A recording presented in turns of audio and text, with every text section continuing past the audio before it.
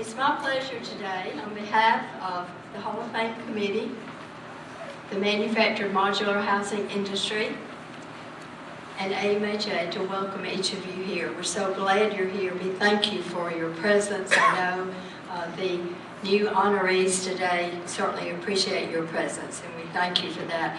We'd just like to welcome the Mayor of Hamilton, Mr. Williams, and thank you for being here. We appreciate your attendance today. Did you say it? I think most everybody may know him. Today, our Pledge of Allegiance and invocation will be offered by Mr. Delmore Payne. Afterwards, Mr. Phil Fowler, who both are inductees into the Hall of Fame. Phil will conduct the Hall of Fame ceremony itself. So at this time, I welcome Delmo.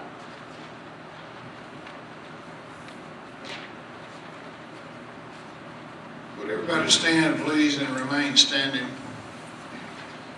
Let's have a blessing. Dear Lord, thank you so much for this wonderful day that you've given each one of us. Thank you for all the blessings that you give us on a daily basis, and thank you for this another day of life that you permitted us to live.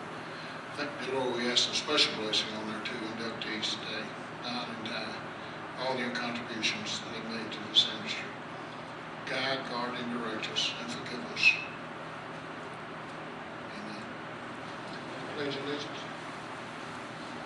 I pledge allegiance to the flag of the United States of America and to the republic for which it stands, one nation, under God, indivisible, with liberty and justice for all.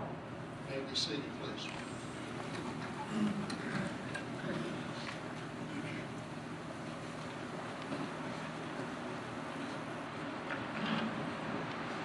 Delmo's a little taller than I am, so I'll lower that about a foot.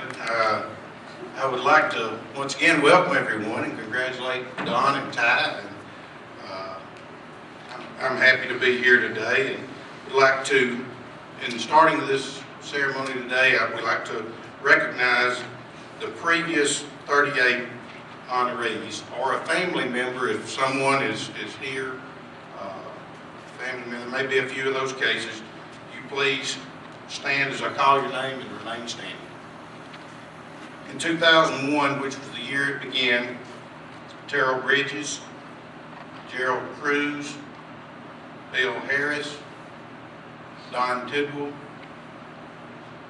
Jerry Wilson, and in 2002, Ty Batchelor, George Russell, James Caldwell, and Herbert Lawler. 2003, C.W. Shiver, Melvin Morris Neal, Kerry Jackson. In 2004, Perry Counts, Delmo Payne, and Ray Romine. In 2005, Paul Green, Sherry Norris, and David Robertson. 2006, Gerald Arnold, Richard Reese, and Gerald Terrell. 2007, Jan Davis, Bud Maxwell, and John Searcy. 2008, Phil Fowler, Johnny Long, and Paula Reeves. 2009, John Bostic, Jerry James, and Revis McDaniel. 2010, Ray Forrester, Sam Huffman, and Steve Nagy. And 2011, J.R. Bennett, Burnell Fowler, and Steve Logan. And 2012, last year, Ken Qualheim and Jim Tidmore. So we appreciate what all these folks have given to the industry, and we give them a round of applause.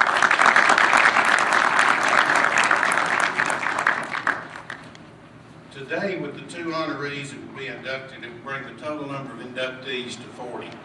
The Hall of Fame does have specific guidelines for selection criteria, and I want to tell you about those guidelines. nominees for the Hall of Fame must have made a significant contribution to the industry, owned, managed, or been a part of a successful business, been active for at least 10 years, and then they are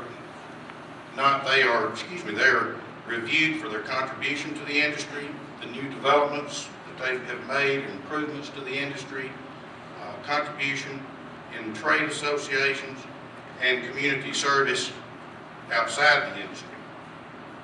The selection process is done where the AMHA membership, any previous inductees, industry personnel, just general public, anyone can make a nomination. And the Hall of Fame committee consists of all the living past winners, and they all are given a ballot. They rate all these criteria on a scale of 1 to 10, and they're just added up. It's like a beauty pageant, but for the most part, there's not a lot of beauty in it. I couldn't help but notice that, except for Paula. And Sherry, I didn't see Sherry. Like I said, there wasn't a lot of beauty. I mean, all but a couple. But we are inducting 2 people this year, and that's Ty Batchelor and Don Bolton. I want to tell you something kind of neat about those 2 guys. Neither one of them even have a clue about this. When I first got in the industry, and this isn't about me, but I had the honor of working with Don within the first year I was in the industry. Within the last year I was in the industry, I had the pleasure of working with Ty through some various committees and boards. And both of these guys, even though that was 25 plus years apart, taught me the reason that they were successful in this business by just watching how they acted and how they carried themselves. Both of them put other people first. It was amazing to me, you know, this day and time, you take purchasing, for instance, you know, I mean, a lot of times I think we get caught up in what's the least expensive, and that may be what we try to buy to be competitive. But Don wouldn't do that because he cared about that customer. He wasn't going to. And he really cared about the customer. And as I got to be around Don, I mean, Ty, in the last year or 2 I was in the industry through boards, he cared about his customer because his customer was his board members. He served on boards. He always put the other people first. I'm sure he did it with his customers and his dealers as well, but he always cared about what everybody else needed. And both of these guys did that, and I know that's why they're being honored today, is how they cared about other people, and neither one of them put themselves first. But they didn't ask me for that. I just thought I'd throw that in because it was kind of neat to me that I have the ability to work with both of them some 25 years apart. And each one had been asked to ask someone to speak on their behalf that probably knows them a little bit better than I do. And our first inductee today is Ty Batchelor, and speaking on behalf of Ty first will be Sherry Norris. So if you'll come up, Sherry, and tell us a little bit about Ty, we'd appreciate that.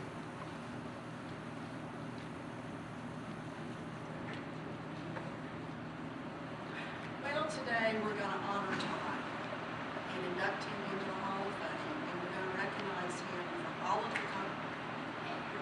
for all of the contributions that he has done for the industry.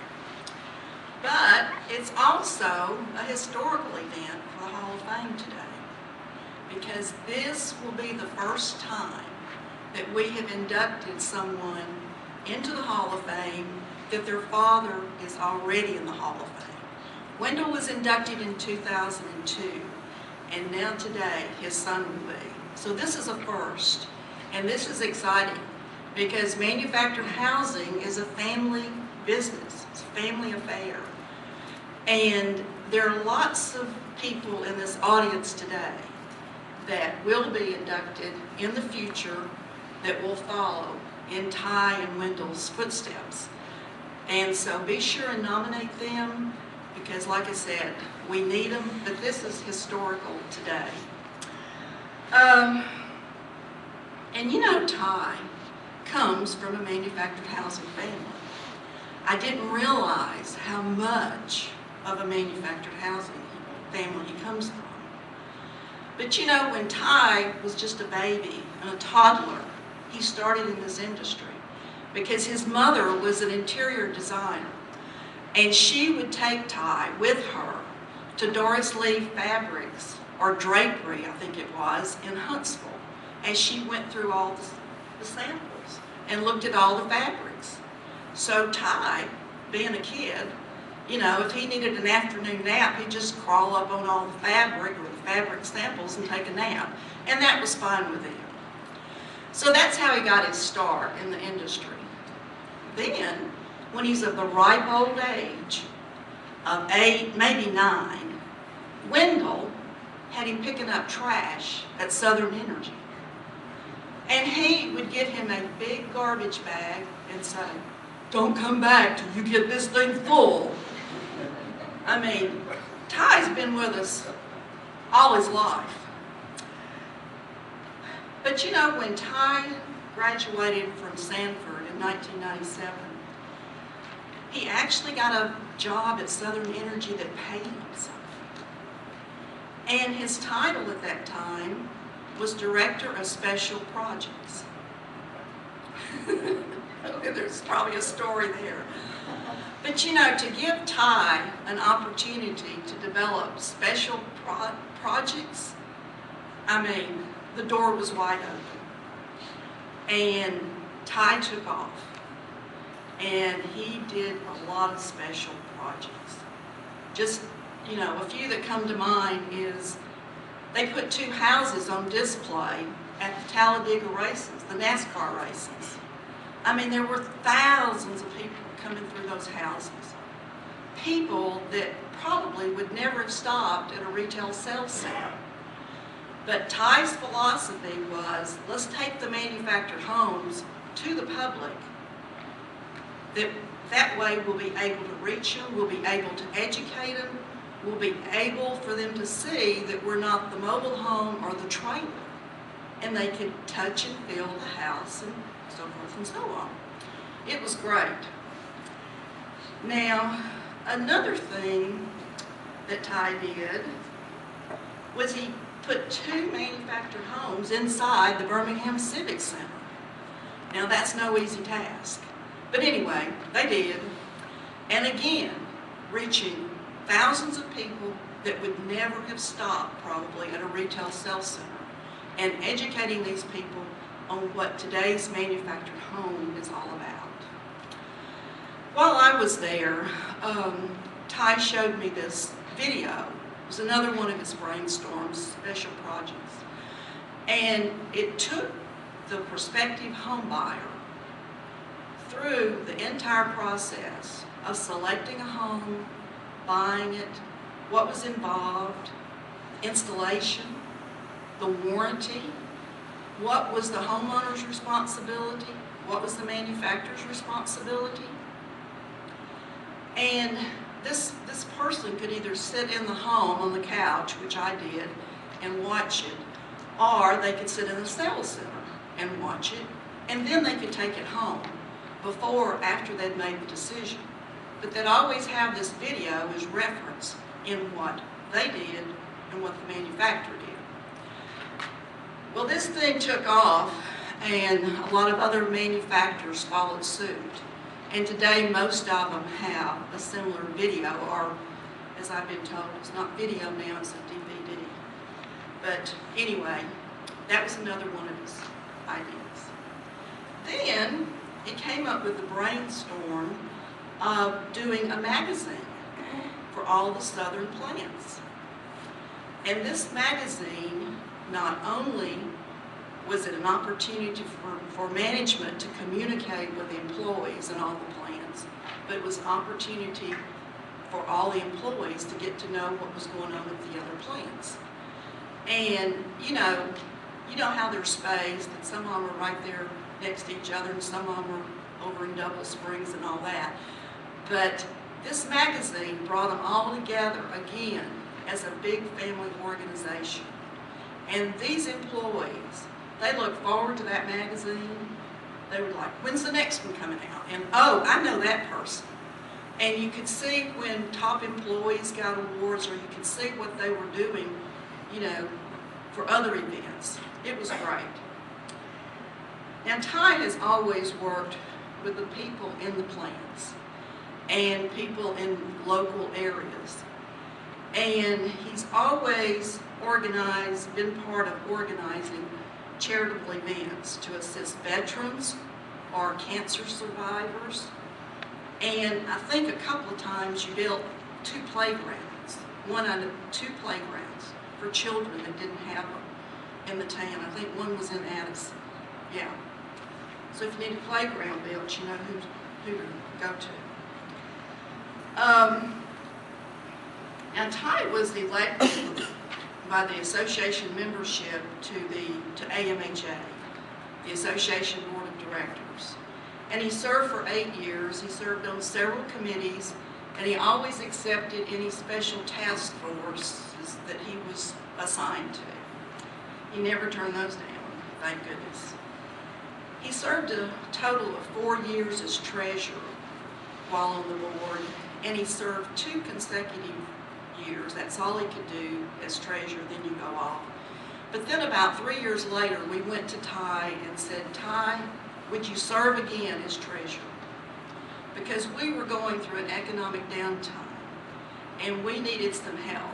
And with Ty's expertise and his leadership abilities, he put some policies in place that we still have in place today at the association, and today the association remains financially strong.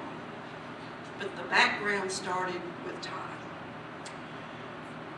Then Ty was appointed to the South Central Manufactured Housing Institute Board of Directors. That's the board that puts on the Tunica show. And he served 8 years there. 3 of those as chairman. Again, that was during the trying times. And Ty kept steady, and he kept the rest of the board steady and on target.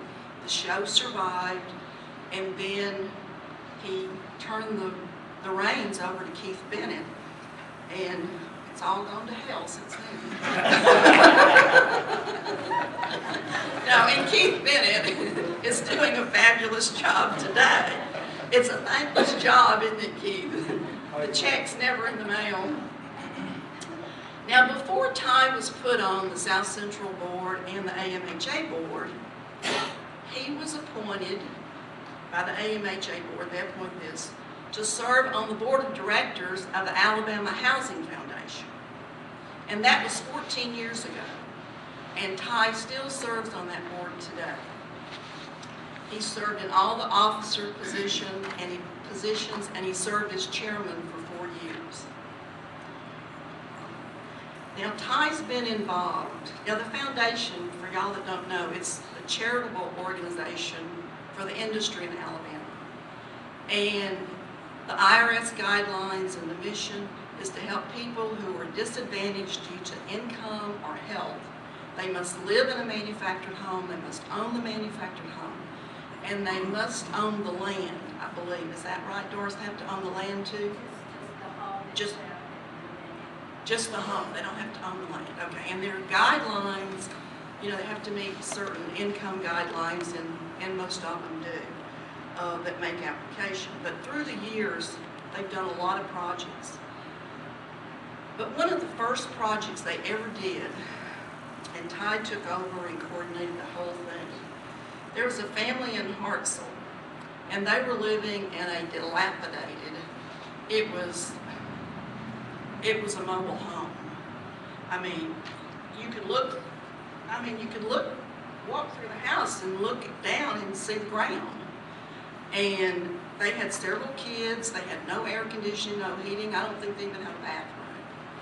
And they were cooking on a hot plate, I think. But it was bad. But anyway, they qualified for the home to be refurbished or replaced under the foundation guidelines. Well, Southern Energy donated a multi-section home to the foundation. The foundation board, in turn, donated that home to this family. And like I said, Ty coordinated the whole thing, set it up, he talked to suppliers, he got them to donate skirting and just everything, furniture, just everything. He brought it all together to complete the project. And of course, he continues to serve on this board, as I said, along with others. And they're all dedicated to the mission of giving back to the people that live in manufactured homes. And Ty, we hope you always continue to serve on that board. As most of y'all know, or maybe you don't know, but Wendell hired me at the association. He was chairman of the board in 1990, and he hired me. And thanks to Wendell's strong leadership, the association rebuilt. And I worked with Wendell for many years until Wendell decided he was tired of serving on an association board, and Lord knows, been through hell and back. But it's been very rewarding for me to see Ty follow in Wendell's footsteps and in this career, in this industry. I've seen him progress as a young leader, improving our industry, coming up with new ideas and positive ideas to help the industry and the association, the foundation, the Tunica Show. It's very encouraging to know that we have young people like this today.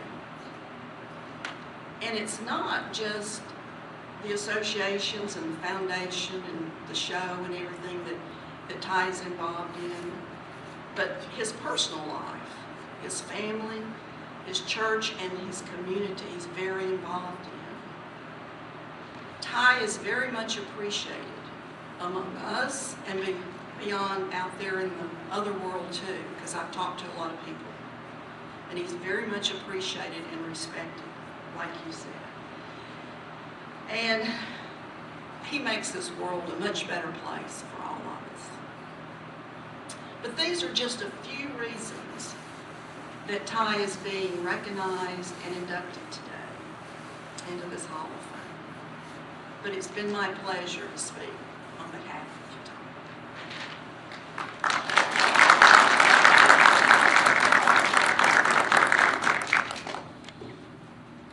Thank you, Sherry.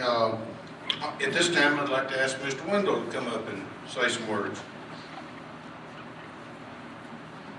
Well, she covered a lot of what I was going to say, so I won't bore you with that again. But let me tell you about Ty, the person.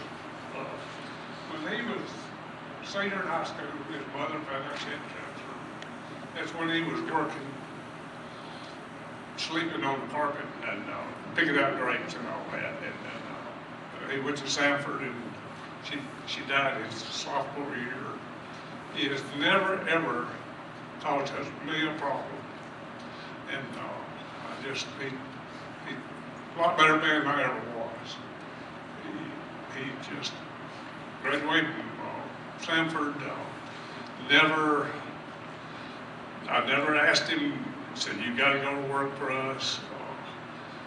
Everybody in his class, in the business class, business is what it was, had a job offer. And I said, we'd love to have you so. And he said, I'd work for him, and that made me feel proud.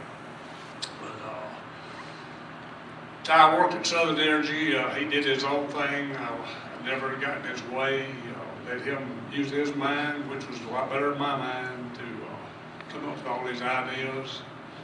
And best thing I've done, because I had them old minds like some of us that had one way of doing it and everything. But Ty took the employees first, and he wanted them treated right. And he did a great job.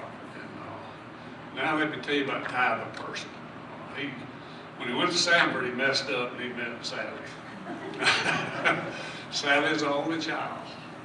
She's from Thomasville, Georgia. And she never had a brother and sister. They get married, and she's got a pharmacy degree. She actually worked a couple of years. And they had their first baby, and they had their second baby, and then they came to Paula and I and said, we need to take y'all out to eat. We'll talk to you about something. We're going to want to adopt a little boy from the Ukraine. And my first thought was, he had really lost his mind. And he wouldn't go all the way to Russia to get a baby. That was after got sleepover. He said, well, that's his heart talking. So when they do that, then they have another one. They got 4 now. And then they come and won't go eat. And the time they say they won't go eat on Sunday night, you don't want to go with them. They said, we're going to go to Uganda and adopt 2 boys. And I really thought they lost their mind glad. I was not for it. I was going back to the old school. I was setting my ways. And it's been, didn't take me long to change when I saw the little boys. And, I just love them to death. And, saw the opportunities they have. And he's sharing what he has with the kids. Then he starts going to Uganda on mission trips. He goes twice a year. He's got a group of people over there he's working with. Over there, you know, they don't have nothing. One person grow tomatoes and make money, they'll all grow tomatoes. So Ty is getting them to what he calls the bean project. He's got all of those guys in this little church they've got. They gather up and one will grow beans, one will grow corn, one will grow tomatoes, and they're doing it together, and they've all actually pooled their money to work together, and he just got back. He got to take my grandson Will with him. Will's a sophomore at Sanford, my daughter's boy, and he was scared to death going over there. And I said, you go, it will be the best thing you've ever done in your life. He went, and when he got off that plane, he told me it's the best thing I've ever done in my life. And, we got to go to Zambia, Paula and I, and that was the most humble thing I've ever been involved in. It's the best thing I've ever done in my life, and it changed my whole attitude about missions. But Ty has got a kind heart. Sally, I don't know how she does it. She partially homeschools. They're going to have one next year in the first, second, third, fourth, fifth, sixth. And that's tough. And they drive 35 miles to the school each way. And some of them gets out at 11:30, and some of them gets out at 2:30. That's tough. But they do it, and Sally teaches a women's Bible study on Thursday. It's a non-denominational, all the women and all the churches there meet, and they have a couple of hundred women there every Thursday, and she does the lectures. It's just amazing. But I guess the best compliment I can say about Ty, about being no problem, he had a missionary, a guy that interprets for him from Uganda, called him last week, and he was in Atlanta. First time he'd ever been on an airplane. Came to Atlanta, some church had him over there. He was at a hotel in Atlanta, he had $40. He said, I've got to go to San Antonio, to Houston, to Detroit, to Columbus, Ohio, and North Carolina. He said, I've got $40. I don't have a plane ticket. I don't have a transportation. Ty drives to Atlanta last Sunday morning, picks him up, brings him to his house. Has a bunch of people at church over Monday night, I guess. He spoke to them, and one of the assistant pastors carried him around to some of the schools and let him speak. And yesterday I was carrying him to Birmingham to the airport. Ty and Sally bought him a ticket to San Antonio. And I carried him to the airport. I called my grandson, which is Sanford. He met us because he had met him over there. And we went to Chick-fil-A, had a Chick-fil-A and a Coke. And he told me when I was carrying him to the airport, we left Will, he said, Ty, he's been over there, how many times you been? 6 times. He said, Ty, we have a lot of Americans come with different churches. He has got the heart. He said, you can tell when he talks to the people, and he's got the heart. Sally's got the heart. And, but he's just, he's been just a wonderful son. And all you with kids in the industry, I guess that means with Ty going in first, means I'm older than the rest of you. But there's gonna be more to come.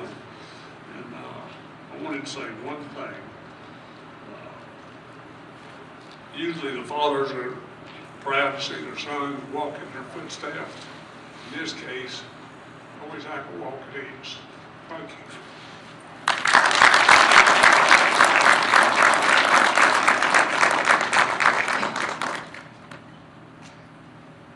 Ty, if you would come up, please.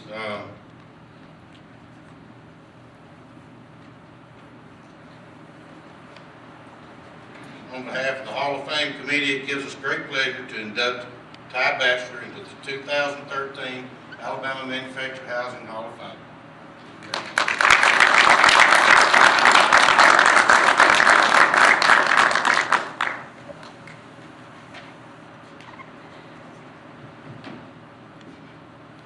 Wow, I don't know what to say after that. I've forgotten most of that stuff.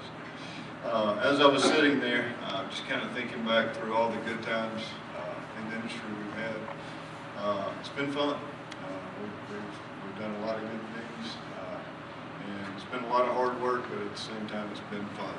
And as most of you know, 2 years ago in 3 weeks, I went into another industry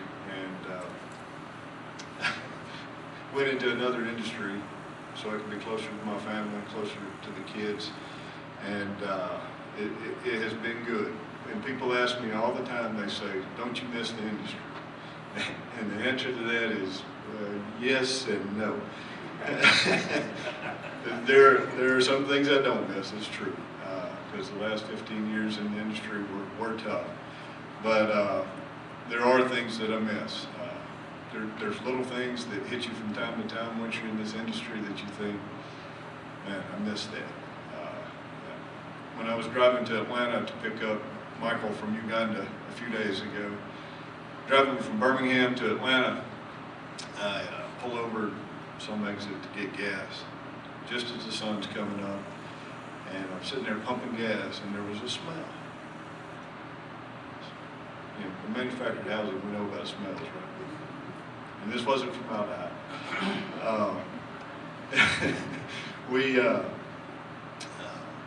I was sitting there and I said, I know that smell. And I look over and there's a little fab shop with a guy working welding. And it took me back. I had a cup of coffee and that smell of welding first thing in the morning. I missed that because I would always open my window in my office and you hear those nail guns start going, you hear those welding torches start. That's a good smell. I also think back to trade shows. Trade shows have a smell. There's new carpet, there's new furniture, get you excited, and I love it. And I miss those little things. But more importantly than that, I miss the people. Got a lot of good friends in this industry. Met a lot of good people. A lot of people that work hard and do good things. I do miss the people, and it's tough.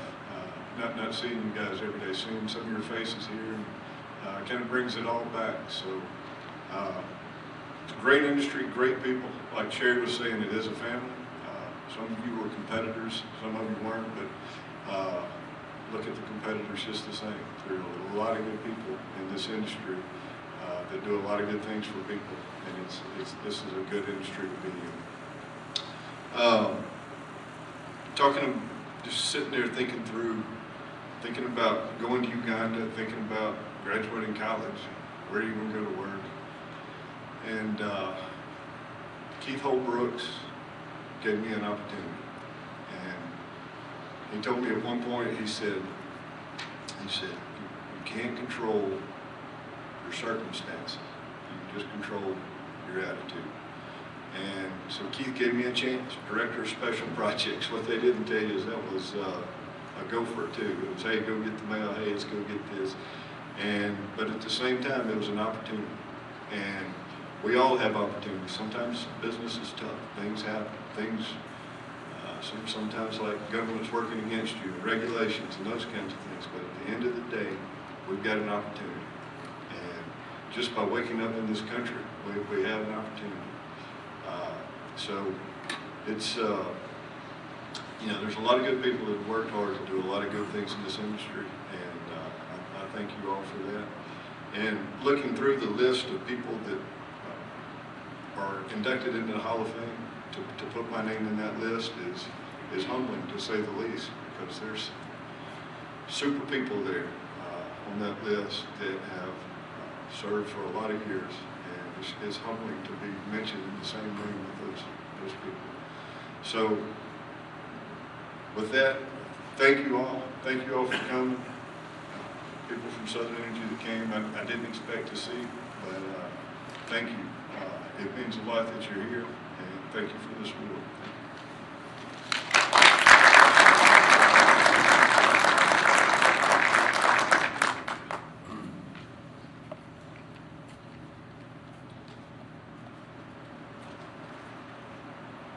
Our second inductee today is Don Bolton, and speaking on behalf of Don is Delmo Payne.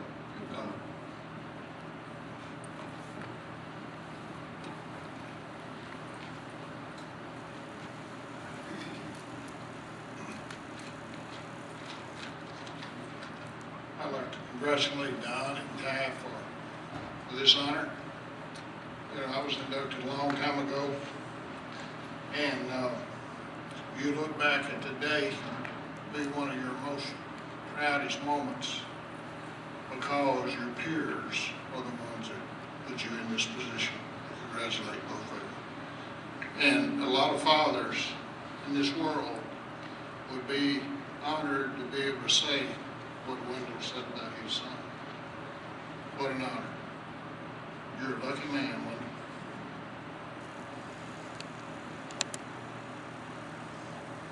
You know, all of us in this day and time are highly dependent upon computers and technology and so forth.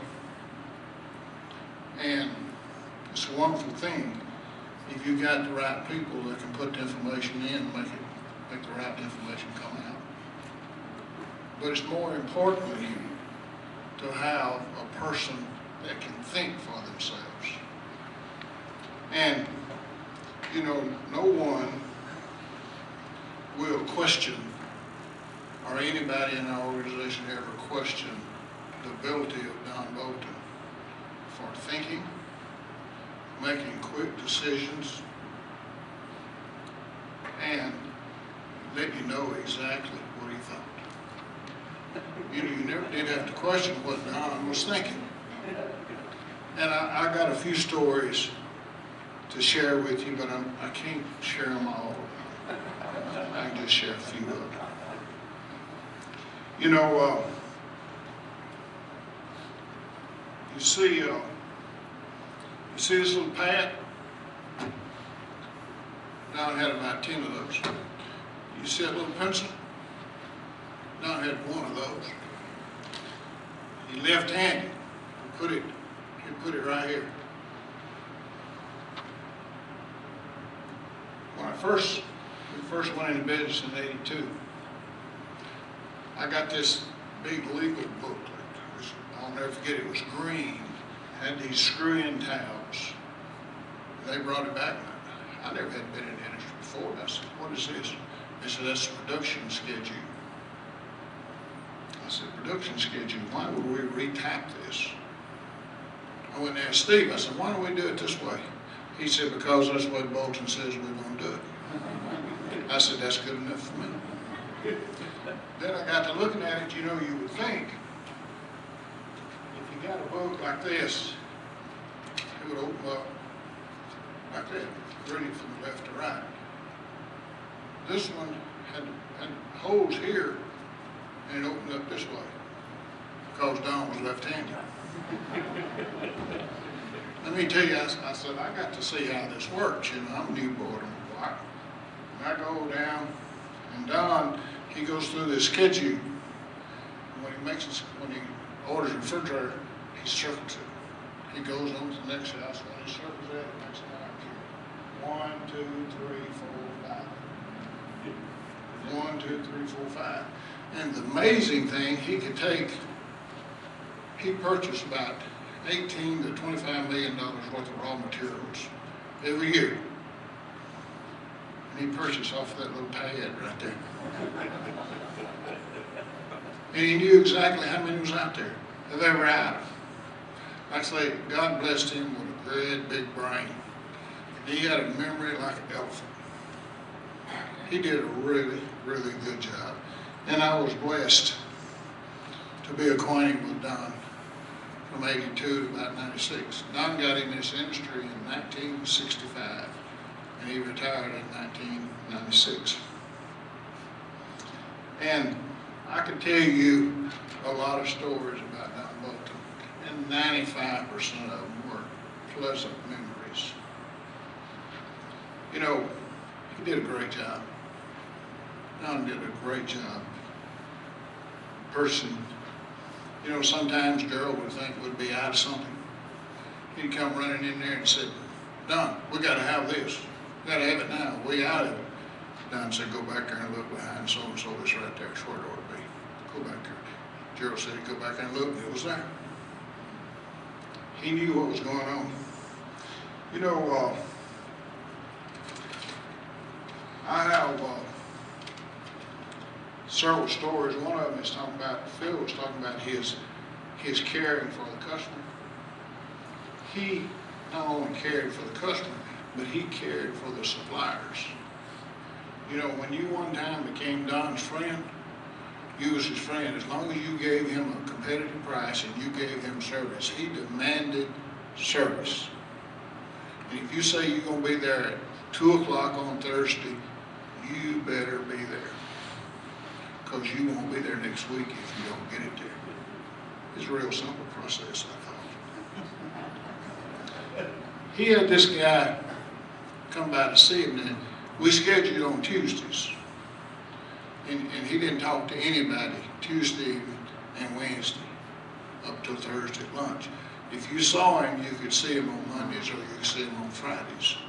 But if you didn't have an appointment before you got there, don't bop in there and think you're going back there to see him, because that was not going to happen. He said, I don't have time to see him today. You didn't have to ask him twice, because that's what he meant. This guy was coming by to see Don, and he came by for months and months and months. And he put his card on the windshield wiper on his pickup. Said, I was here again, or something. Then he got to cleaning Don's windshield. And most of the time it was clean because Don kept his pickup spick and span. He washed it every week if it needed to. Or if it didn't need it, he still washed it. He kept her clean. And this guy kept on coming and kept on coming, and Don knew the guy, but the guy didn't know Don. We walk in one day after lunch, and the guy was sitting in the lobby. So Don just goes in and sits down by him. Don said, what are you here for? He said, I'm here, I'm going to try to see Mr. Bolton. I've been trying to see him for 6-8 months. Can't see him. And Don said, I heard he is a tough guy. He said, that is the craziest SOB I have ever seen. Don said, I've heard the same thing about him. So Don gets up, just walks to the lobby door and goes on back. 15, 20 minutes, he calls the secretary over and said, tell that man I better come back here. And if I were to tell you who it is, all of you would know him. But he came back and Don got up and said, I'm Don Bolton. The old boy, all the blood went out of his head. He sank right in his shoes. But that was, and Don gave me a real bad headache one time. Real bad. Right before Christmas, I had to have some implants. This was in, what year was that, Steve? Gerald, we went goose hunting that time up in Ballard County. Anyway, about a week before that, I'd gone and had about 4 implants. And didn't even have the caps. I had those temporaries. And old Dr. Bolt said, now, here's a bottle of pills. Said, if you get hurt too bad, take one of those pills. I didn't have any idea what those pills were. So we went up to Ballard County, and it was cold. I'm telling you, Wendell. I'm telling you, it was, you know how cold it is. But anyway, we were in this pit. It's on the ground with these corn stalks on the top. We all sitting there with our guns, looking for a goose. There wasn't a goose in 4 counties. We were sitting there looking for a goose. My old head's hurt every time my heart beat. Boom, boom, boom. It hurt so bad. My jaws was freezing. All at once, boom. Corn stalks fell for 15 minutes. My head was just splitting. I said, what happened? What happened? I said, well, somebody's gun went off, evidently. And I'm sitting there in my head. And I said, I got to get me one of these fields. So I took one of those fields about 10 minutes when I was feeling real good. I was ready for the goose, for the geese to come back. But it was some special times. Some of my suppliers, Don saw our Pelba girl was right across the hall from his office. And Don wanted to make sure for her that every supplier was paid the exact day that's due. He stayed on top of that every week. And I admired him for that. He said, folks, if we buy something, we ought to pay them when we're supposed to pay them. If they had some defective material, Don didn't wait for them to see him or check to come in. The next invoice, take off $200. He got it right then. He ran a business like a business. He was and still is a unique, very unique guy. He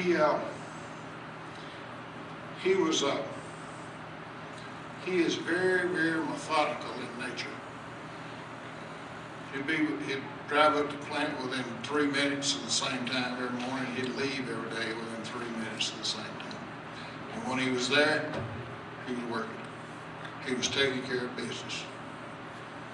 He taught me a lot about running a business. I thought I knew a little bit running a business, and I did, but I learned a lot from Don. He,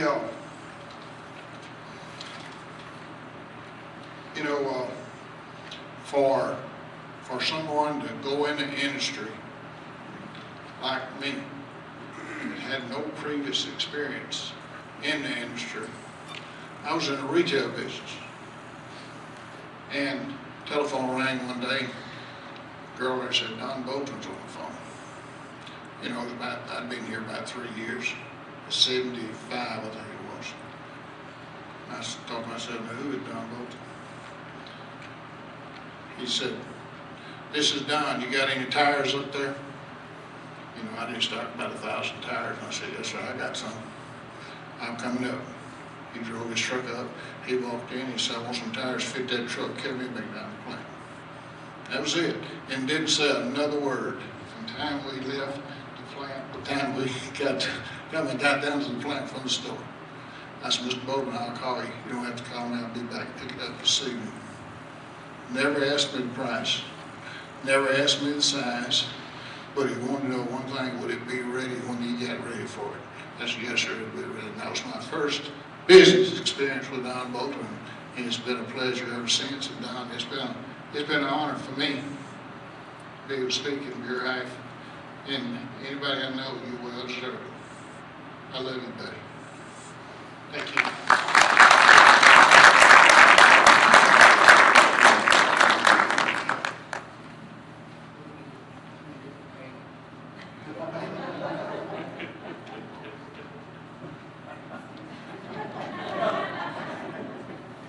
At this time, Gerald Terrell come up and speak for a minute, please.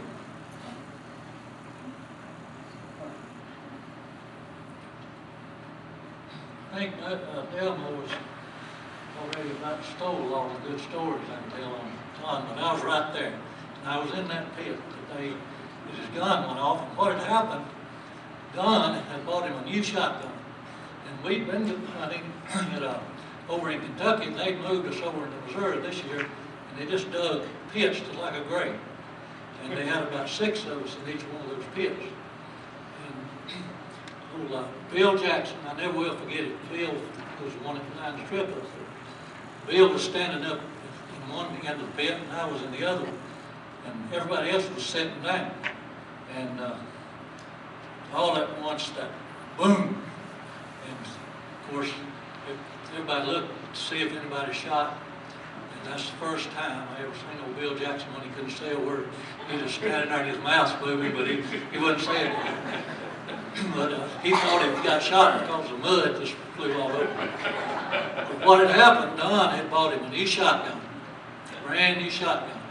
Like Bevill said, he's left-handed. Well, he'd got some snow on this gun, on the gun barrel. And he was reaching out there to clean that snow off the gun barrel and pull the trigger. But I've been knowing Don since 1965. And we started when Commodore Holmes first came to Hamilton, first plant in Hamilton. And Don and I started working there. Don was, I think, helping get the plant ready, hanging the steel, and I was helping get the plant ready. But after we got it ready, we started the production line. Don was in the receiving department, and he was stocking the studs to the sidewall. Now this was an airplane hangar. They had converted and made a mobile home plant. And you can about imagine how much room we had in that plant. So they had done, you stopped the sidewalls from the outside. You had to carry the studs. Don was toting the studs in. He wasn't carrying them, he was toting them in. Any way to get them in there the quickest way he could. But he did that for a while, and then I don't think he could do that well enough and fast enough. They moved him to the forklift. And he run over everything with it. And he used that later when I'd go in and say, Don, I need a refrigerator, I need a hot water heater. He'd say, well, what have they done? Run over with a forklift or kicked it off the dock? It's out there. And you know, like Bevill said, 99% of the time it was. But he drove that forklift for about a year, and they moved him into the office as a dispatcher. He dispatched and did a great job. And then he went into the purchasing department, and I think he found his home. And in fact, he had arrived. And that was about the time that all the leisure suits and the patent leather boots, and he had one of every color, and the leisure suits to go with it. But we had a good time at Commodore. I call it, you hear about the fourth quarter program that these football coaches talk about all the time. Well, we went through one at Commodore. And I think the things that Don learned at Commodore helped him on down through the years at the other plants that he went to, because we learned that teamwork, you had to work, each department had to work with the other. And Don learned a lot about teamwork by working out in the receiving and moving into the purchasing department. But that was helpful for us on down the road. And it was, let me tell you, it was the most unorganized place I'd ever been, and it was absolutely chaos. But nobody knew what they were doing, and we had everybody was new, and it was a new industry. They brought two guys from South Georgia. One of them was about 7 foot tall, and the other one was a little short guy. And we nicknamed him. Hayward Hobgood was a 7 foot tall guy, and we nicknamed him the German Shepherd. And John Van Zant was the other guy, and we called him the Bulldog. And he had a little guy they hired from Natural Bridge, and he was about the only local guy in supervision. And his name was Doyle Don, good guy, but we called him the Chihuahua. He was little, but he had a set of lungs about like a killer. And he stood on the scaffold, and he hollered all day long. And that's where the term roll the line comes from. He's the one that developed that. That's what he done. He hollered, roll the line all day. But anyway, we learned a lot of things at the Commodore plant. Of course, with the opportunity to come to open up Buccaneer, Don went up there as a partner. And I think we can talk about the great job that he's done and the impact he's had at each plant he's been at. But you know, the thing we overlook is the group that Jerry Wilson, Steve Logan, Don, the group that went up and started the Buccaneer plant, what an impact that had on this community. The thousands and thousands of jobs that it created. There was no jobs back then. And this whole area needed jobs. But for them to take the risk, pool their resources, take a chance to go up and start Buccaneer homes, I don't think you can put a price on what impact that really had. And from that we went on, and of course got running up to 25 houses a day. And like Demo said, Don had a real sophisticated purchasing system, but it was right. It was all, you always had the material there. And working on the side that I was on the production side, he was a friend of production, because he knew if we didn't have the material, we couldn't produce houses. He was a real good friend to me. He helped me in a lot of ways. If I went in and I said, Don, I need something out on the production line, he right then he got it.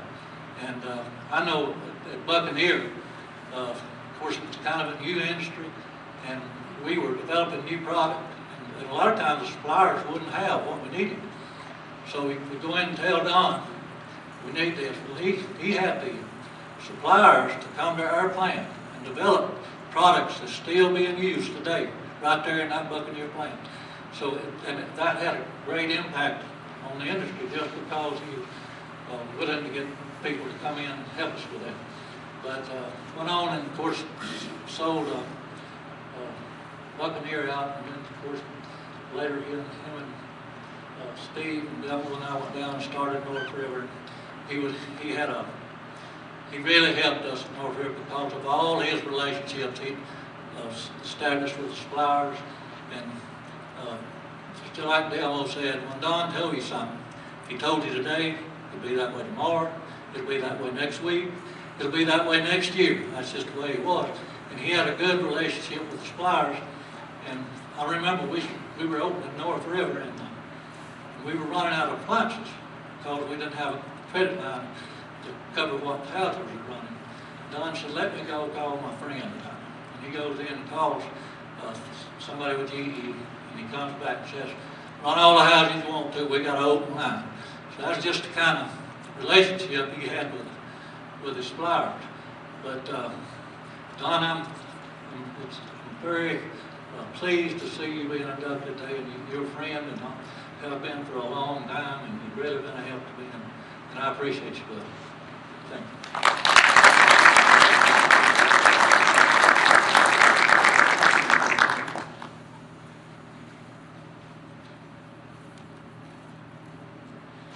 Don, at this time, would you come up and I will give you this award on behalf of the Hall of Fame Committee. It gives us great pleasure to induct Don Bolton into the 2013 Manufactured Housing Hall of Fame.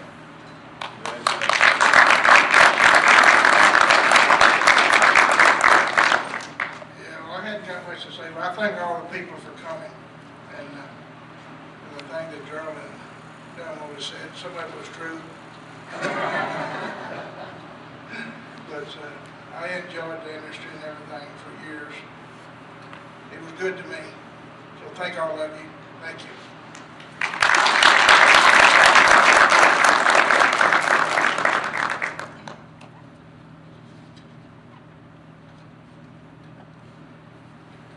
Immediately following this, I've just got a couple more things to say. So the inductees, please, Ty and Don, don't run off. I think there's some pictures laying in the way for you, and up front here, I think. And just like to once again congratulate all the inductees here today. I think this is the largest crowd of past inductees I've seen. Thank our mayor for being here, all the people, and I'm so. You know, Ty mentioned it, and I'm going to go out by saying, you know, every year I feel more inferior when people like these two are inducted myself. There's a lot of people in this room that your day's coming, because there's a lot of wonderful talent in this industry, and it's just always fun to be here. Thanks, Doris, for your hard work putting this on, and thank everyone for coming, and God bless you, and God bless this industry. Have a great day.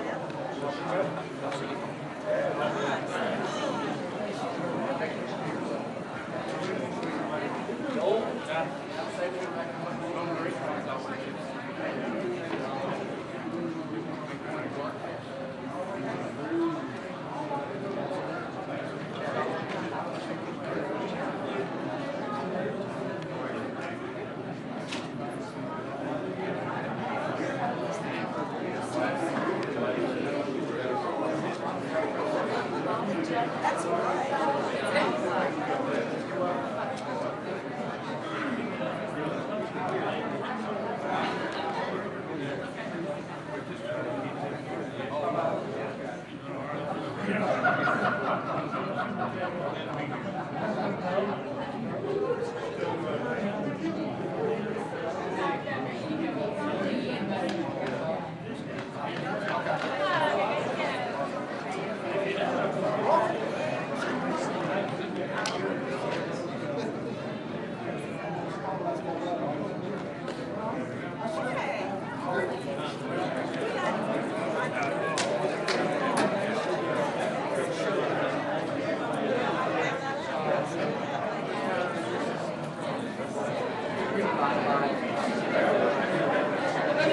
President.